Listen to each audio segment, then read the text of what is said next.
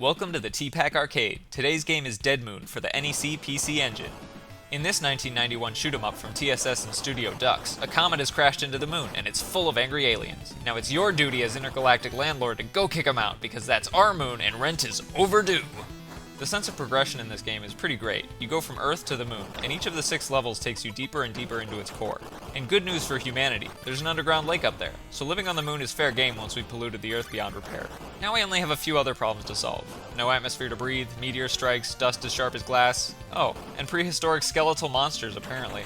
Yep, the end boss of each stage is some kind of giant skeleton beast, everything from ostriches to fish. It's a neat departure from more standard spaceship enemies, and it makes Dead Moon stand out from the pack. But otherwise, things play by the book here. You've got your tried and true power-ups, lasers, wave beams, and spread shots, as well as adjustable speed. I could only handle the lowest speed though. You might think the faster default setting would let you dodge better, but the developers of Dead Moon thought, nah, I'm on my 7th energy drink right now, and I want the players to feel like they are too. Also, someone call an ambulance. Jim Bob from accounting says he can hear my heartbeat from the 3rd floor. So you need to keep on your toes. The enemy patterns force you all over the screen, and those annoying ground missiles detonate wherever and whenever they want. It's like watching someone wind up for a sneeze. You don't exactly know when it's coming, but you'd best give a wide berth and skedaddle out of there. The graphics are nice. There's some great dimension to your ship's turning animation, and all the enemies are visually distinct, even when they're just spinning orbs in boxes. The monsters are an obvious highlight too, with their creepy bones and organs and stuff. You can never go wrong with a giant skeleton end boss either. There are 3 things in life that I never get tired of: free shipping, pretzels, and giant skeleton end bosses. The sound design is also a highlight. I came here for crunchy explosions and chiptunes, and that's exactly what I got.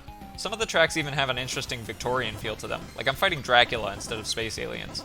The most novel aspect of Dead Moon is the variable ship orientation during boss battles. You flip around to face the middle of the playfield, no matter which side of the screen you're on. It's a neat way to keep the action moving from end to end without requiring a backwards shot. Most shoot-'em-ups never seem to realize that turning around is an option when something gets behind you. Forget trees falling in a forest. If a deadly skeleton kangaroo hops behind me and I can't turn around to see it, does it even exist? In this case, I hope not.